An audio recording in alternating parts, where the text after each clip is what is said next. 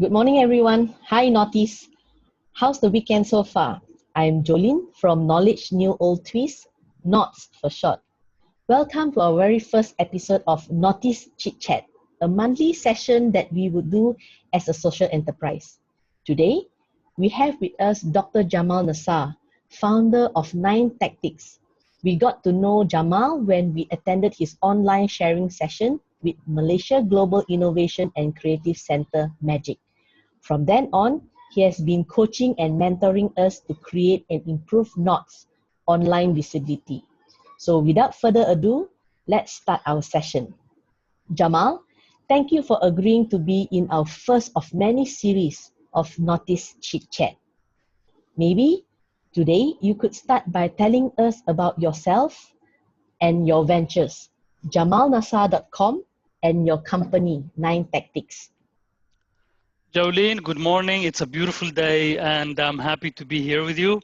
And I'm happy to be part of, Knots, what I call the Seed for Change. So yeah, thanks. It's good to be here. I feel good, and I'm happy to do this. Thank you so much, Jamal.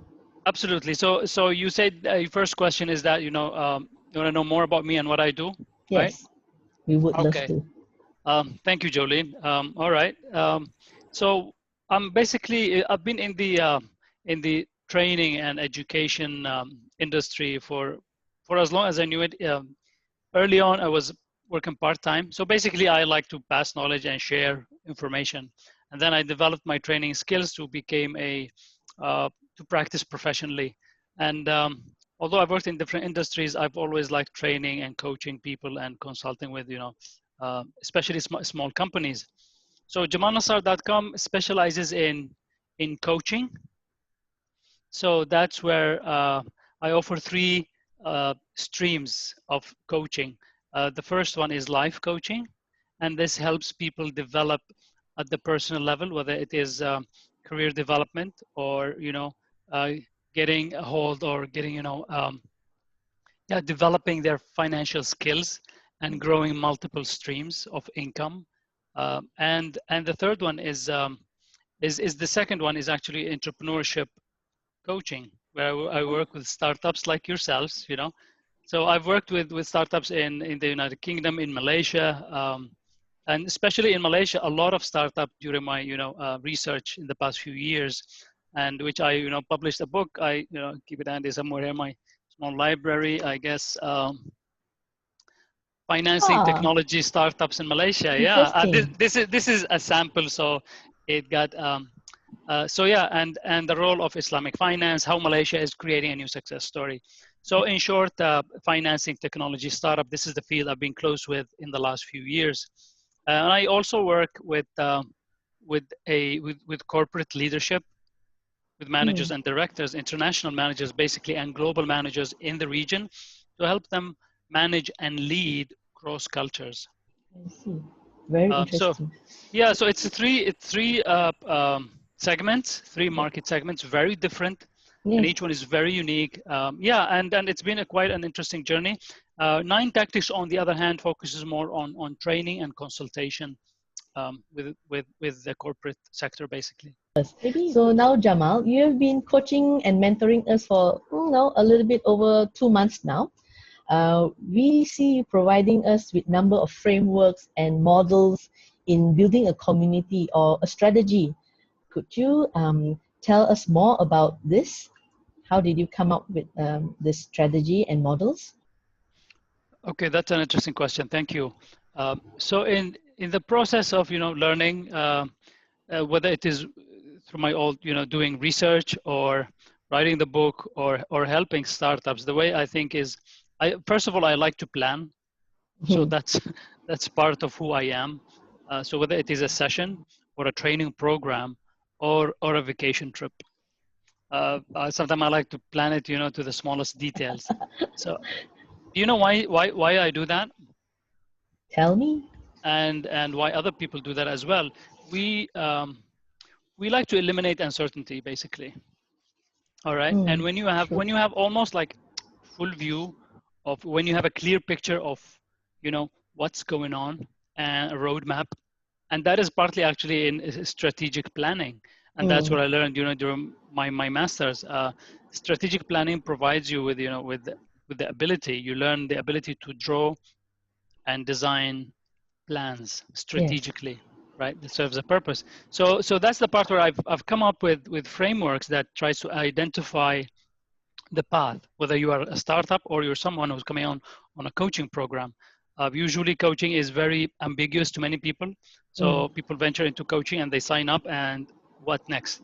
Is it just a series of questions that boggle me with, and you drive me, crazy, and then and nobody have the answers. Uh, my style is more to provide a framework, right? Whether it is coaching or mentoring a startup, framework for the relationship, framework um, for the challenges that we are both facing, right? Yes. That is actually very, very crucial. Planning using framework or design. So I've a phrase that a very good friend of mine shared with me. It's impact by design, not impact by chance. So if we would like to have, if we would like to create a good impact, a great impact, we will have to invest our time in designing it, and also planning. So when you design, you technically plan ahead. You put in details. So it's not by chance that we create impact. So I agree with you that we need a lot of planning when we are looking into our startup, how to create impact. Do you agree? Absolutely, Jolene. Will said. Will said. Yeah. So maybe you could share with us, in your practice, how different are you as a coach? Oh wow. Uh, phew. uh, Tough question. All right. How different I am as a coach? Well, I see part of offering working in the service sector. Um, People expect tailored Mm, services, right? Special customization. And what I do is I try to attend to that part of details. Like whatever the program is, I would work it again, and I would be willing to restructure it completely, just for one client, mm, right?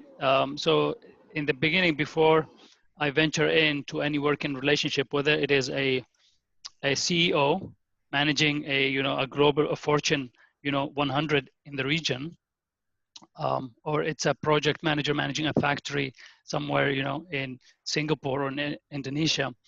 What I do in the beginning is I have an assessment call with them, right? mm, Or it is another coaching client for whatever coaching program.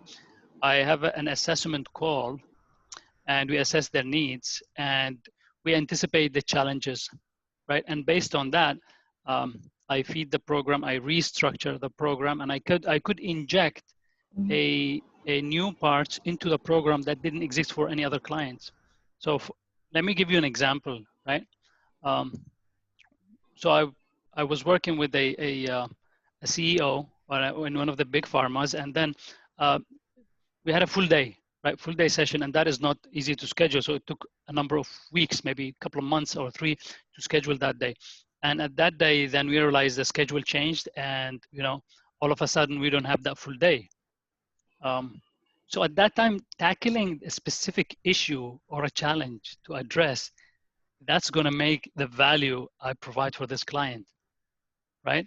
And them being return clients. So customization is key, right? yes. Being adaptive to the situation. So at that particular instance, for example, we forgot all the other components, and we delved into, I asked a couple of questions, few questions, and I realized that there is a leadership related challenges. So we delved into a leadership model, and using change agents for change management in leadership. Anyways, so that's one particular example. I don't know. I hope that answers the question. Yes, it does.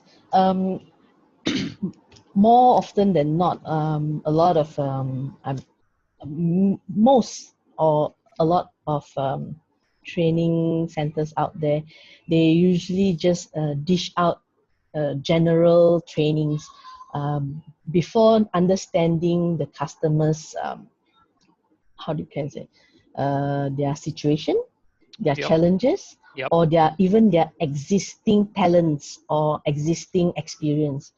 I believe it's good that you actually go down to the client to actually assess where they are at now, how far they can go, what do they need, or what they already have, resources or like I said, experience that you can tap into so that they can enhance their experience or enhance their training during the sessions that you carried out. I think it's very important that you actually build the rapport with your clients first, those who are receiving the training or the coaching, to actually create impact. So this is what we've been saying, you know, I impact was by losing you design. there for a second. I think that interruption. But okay, can I add one more thing?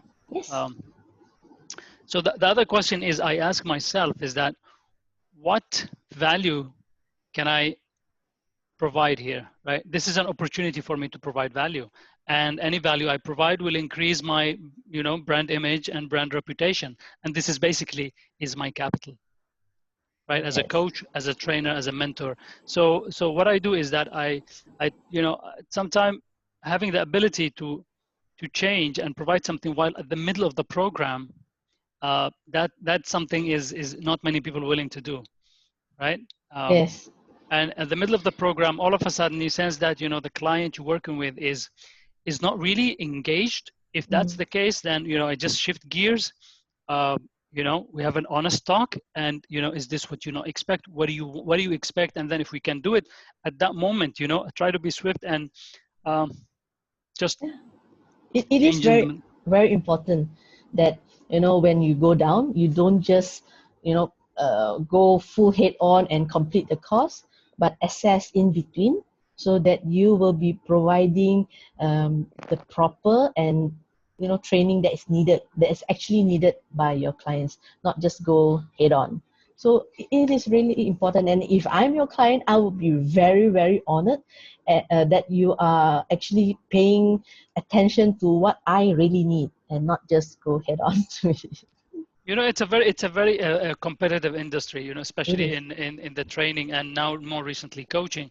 So if you don't stand out as a coach, if you don't stand out as a training provider, you're just another provider basically, which not many people need. So you're just competing based on price, and that I don't choose to do. Mm. I choose to provide value and premium value actually, and if the client is not is too much on negotiations, I give them their time, and I don't stress on that at all. If you want value, you can come back. Otherwise, the market is open and you're free to make choices. Yeah, it is important to see the outcome. Right. Thank you, Jamal, for actually sharing with us in the uniqueness of you being a coach. And I Thank you. like I what don't I know about that, hear. but thank you. Okay.